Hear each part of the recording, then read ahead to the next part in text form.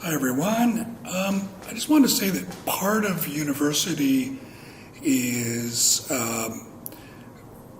growing up, just becoming an adult and taking responsibility, being on time, showing up to do tests.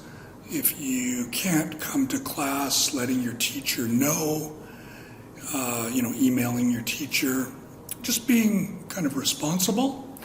And then, of course, studying hard and trying to do well in your classes. So I feel that university is not just study, it's becoming an adult. And I think it's finding yourself and becoming who you are.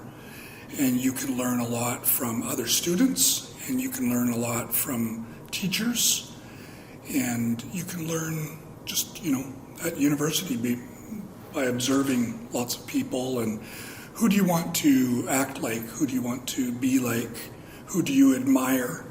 All of those things are very important. And of course, I'm not just talking about English study, I'm talking about you as a person.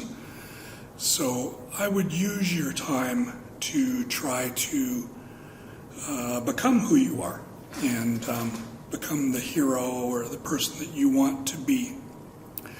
As well, I think if you are doing a good job, your teachers will notice. And the opposite, if you aren't doing a good job, your teachers will notice as well.